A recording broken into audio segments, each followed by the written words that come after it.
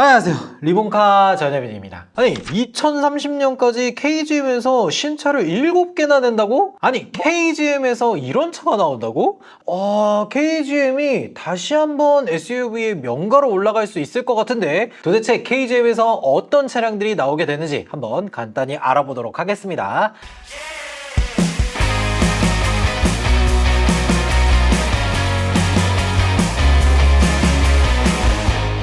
KGM은 사실 아픈 손가락 같은 존재죠. 예전에는 현대기아와 더불어서 국내 탑3 자동차 브랜드로 분류되기도 했었는데 저 어렸을 때 아버지가 이제 엘란트라를 끌고 다니셨어요. 아반떼의 전신이죠. 근데 그때 이제 친하게 지내던 옆집 아저씨가 무쏘를 끌고 다니셨거든요. 심지어 그냥 무쏘도 아니야. 무쏘 최고 트림에 그 앞에 캥거루 범퍼까지 달아서 그 은색으로 크롬이 막 반짝반짝하게 했던 그런 걸 타고 다니셨어요. 제가 어린 나이였지만 그게 굉장히 멋있다라고 생각을 해서 옆집 아저씨를 볼 때마다 무쏘 너무 멋있어요. 한번 태워주세요. 뭐 이렇게 하다가 얻어 탔었던 그런 기억이 있어요. 그럴 정도로 쌍용은 정말 SUV에 관해서는 현대기아조차도 쉽게 넘볼 수 없는 그런 브랜드였죠. 그 이후에는 뭐 쌍용이 좀 이제 안 좋은 길을 가다가 중국으로 넘어갔다가 뭐 인도로 갔다가 우리는 형제 뭐 이런 소리 듣다가 다시 KGM에게 인수가 된 상황이죠. 그리고 KGM에 인수된 이후로는 잘하고는 있는 것 같은데 판매량 자체만 놓고 보면은 조금 부족하긴 합니다. 올 한 해 2025년 1월부터 9월까지 판매된 양을 보면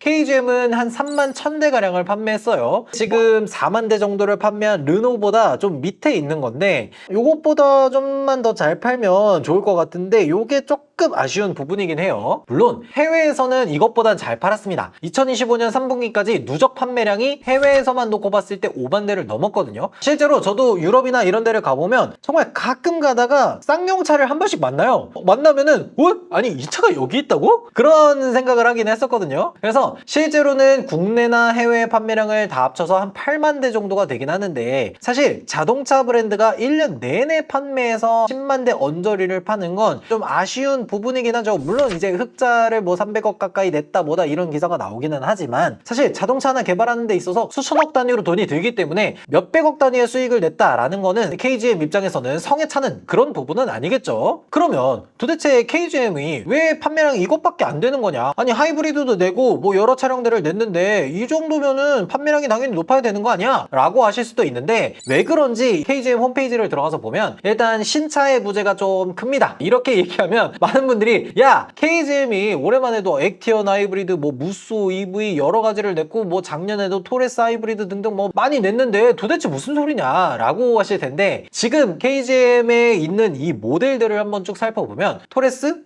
하이브리드, 액티언 하이브리드, 뭐 토레스 EVX 정말 다양하게 있는데 사실 이거는 진짜 솔직히 말하면 토레스 돌려막 토레스랑 비슷한 모델이잖아요. 이걸 정말 다르다라고 얘기할 수는 없을 것 같아요. 그러면 정확하게 차종을 좀 구분해서 보면 토레스, 액티언, 렉스턴, 티볼리, 코란도, 무쏘 스포츠, 무쏘 EV 요 정도예요. 근데 여기서 액티언, 토레스, 뭐 무쏘 EV 요 정도 빼고는 사실 전부 노후 모델들입니다. 티볼리만 하더라도 2015년에 나오고 나서 어플 체인지를 단 한 번도 하지 않았어요. 심지어 후속도 딱히 준비하는 느낌은 없습니다. 그리고 코란도 티볼리 소중대 에디션 중에서 중을 담당하고 있죠. 2019년에 출시가 되고 나서 지금까지 판매가 되고 있는 모델입니다. 렉스턴은 2017년에 출시되고 나서 2020년에 페이스리프트 한번 하고 마이너 체인지 정도만 있고 그 뒤로는 뭐 건들 만한 게 없는 그런 상황이에요. 상황이 이렇다 보니까 KGM에서는 사실 선택의 폭이 그렇게 넓은 건 아니죠. 그래서 KGM이 이제 이를 갈고 새로운 신차를 마구 찍어내겠다라고 얘기를 한 것 같아요. 일단 처음으로 나올 차량을 보면 지난 서울 모터쇼 때 선보였던 포드명 F백으로 나왔던 컨셉트카, 지금 현재로서는 SE10이라고 불리는 렉스턴 후속 모델입니다. 저도 서울 모터쇼 가서 여러분들에게 라이브로 보여드렸던 그런 차량이에요. 그때 현대기아 부스보다 KGM 앞에 훨씬 더 사람이 많아서 당황했던 뭐 그런 기억이 좀 있네요. F백 컨셉트카는 이렇게 생겼었죠. 나왔을 때 상당히 좀 감동을 줬던 그런 차량이었어요. 쌍용 인수를 진짜 KGM이 잘했다 이런 얘기가 정말 많았죠. 그렇게 이야기만 무성하다가 지금까지 딱 딱히 뭔 큰 이야기가 없어서 그냥 컨셉트카였나 보다 라고 이제 그냥 지나갔었는데 이 차가 내년에 나온다는 소식이에요. KGM에서 발표했던 자료가 있습니다. 여기에 보면 KGM에서 앞으로 출시할 향후 차량들에 대한 출시 계획표가 있었는데 여기에서 뭐 여러 가지 다 지켜졌어요. 토레스도 있고 토레스 하이브리드도 있고 이건 안 지켜졌네. 요거는 잠깐 제쳐두고 요 다음으로 2026년에 보면 F100 EV가 있죠. 그러면 이 SE10 F100이라고 하는 이 차가 내년에 어떻게 나올 거냐 요거를 한번 간단하게 알아보자면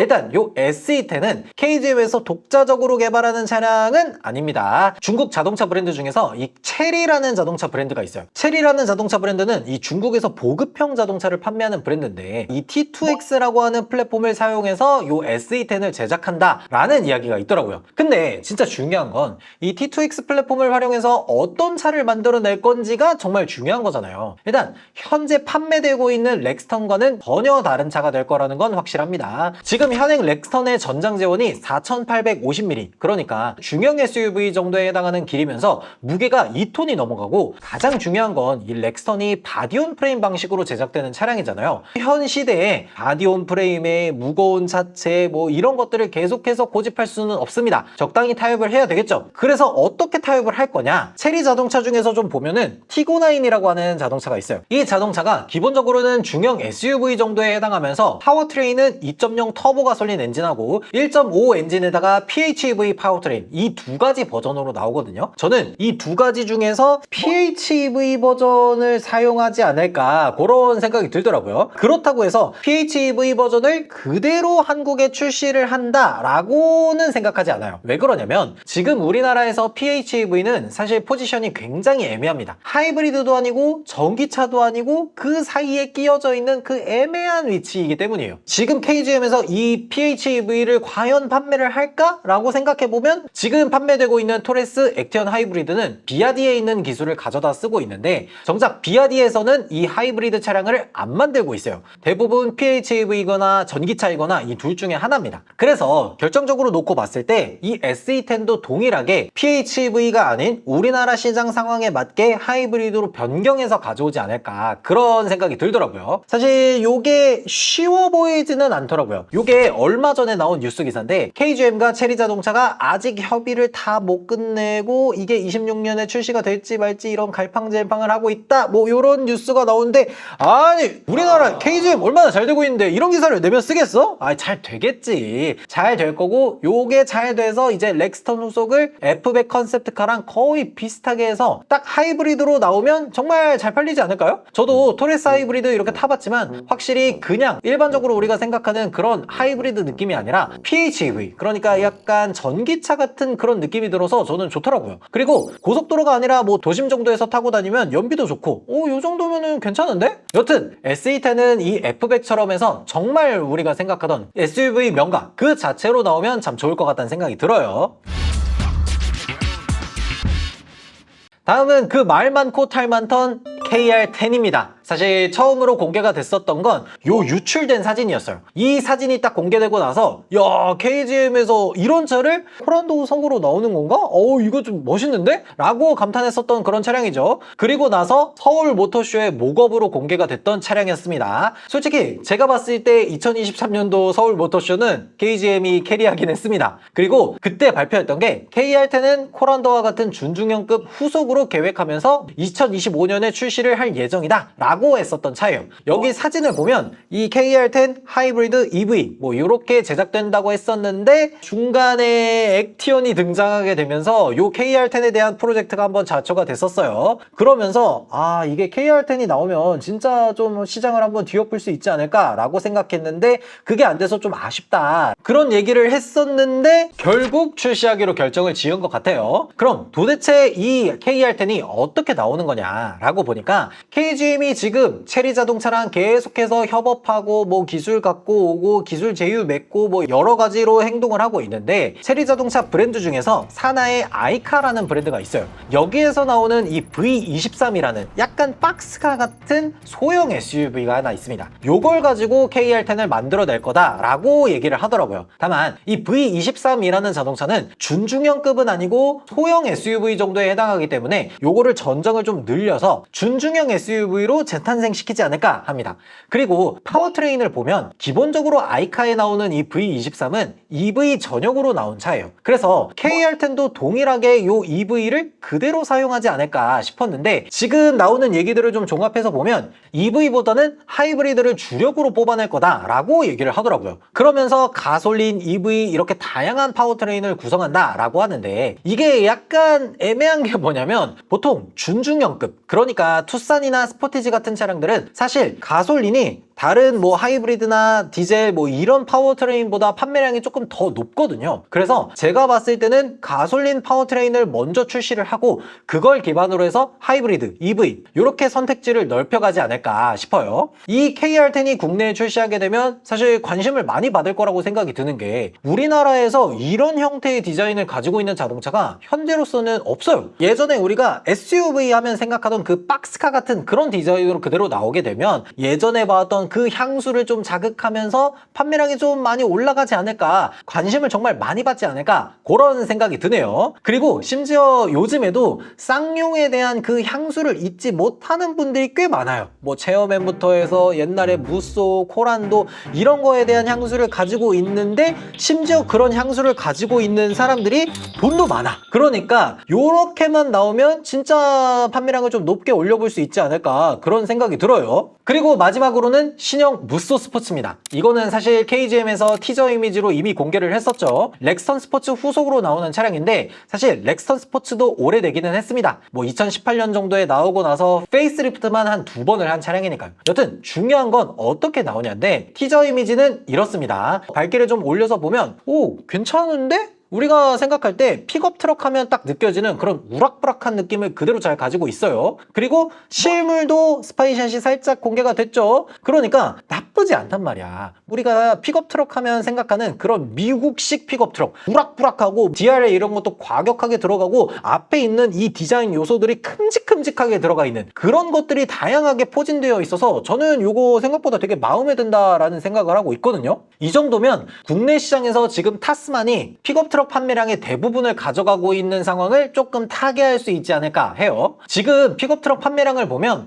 타스만이 한 1000대 언저리에서 판매되고 있고 무쏘 스포츠, 무쏘 칸 이런 애들은 뭐 400대, 300대, 200대 이렇게 팔고 있거든요. 아무래도 좀 오래된 차량이고 풀체인지나 페이스리프트가 된다라는 이야기가 돌고 있다 보니까 지금 판매량이 좀 저조한 상황인데 요 무쏘 스포츠를 출시하고 나면 꽤 많은 판매량의 변화가 일어나지 않을까 생각이 들어요. 근데 한 가지 좀 걱정인 게 뭐냐면 파워트레인입니다. 우리가 생각했을 때 아무리 픽업 트럭이라고 하더라도 디젤 원툴 아니면 뭐 가솔린 터보 원툴 이렇게 나오면 조금 아쉽다라는 생각이 들거든요. 하이브리드 같은 그런 파워트레인을 하나 더해서 사람들이 좀 좋아할 법한 연비도 좀 좋은 그런 파워트레인을 얹어주면 요 정도면은 충분히 타스만을 좀 이겨낼 수 있지 않을까 그런 생각이 들거든요. 심지어 타스만 같은 경우에는 2.5 터보 파워트레인을 단일 모델로 사용을 해요. 근데 여기에서 KGM이 픽업 트럭에 하이브리드를 넣는다? 이게 진짜 수요가 몰릴 수 있는 그런 포인트가 되지 않을까 싶어요. 근데 지금 나온 정보들만 놓고 보면 2.2 디젤 그대로 쓰고 2.0 터보 가솔린 이렇게 두 종만 넣는다라고 하는데 물론 하이브리드를 넣기가 좀 애매하긴 합니다.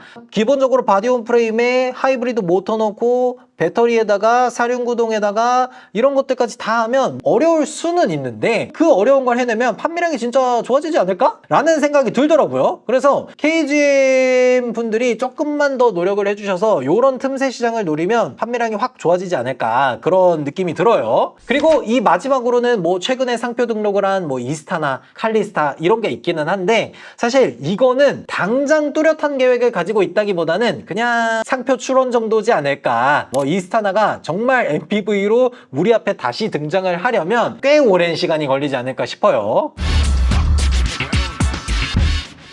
이렇게 오늘 KGM에서 어떤 신차를 계획하고 있는지 한번 알아봤는데 우리나라에서 가장 좋아하는 타입의 자동차인 중형 SUV SE10 그리고 준중형급에 해당하는 KR10이 저는 가장 기대되더라고요. 이런 차량들이 좀 잘 나와서 국산 SUV의 선택지를 좀 넓혀줄 수 있는 그런 자동차가 되면 참 좋겠다는 생각을 해봤습니다. 여러분들은 KGM의 신차 중에서 어떤 차가 가장 기대되는지 댓글로 달아주시면 좋을 것 같습니다. 지금까지 저는 리본카 전유빈이었습니다. 감사합니다.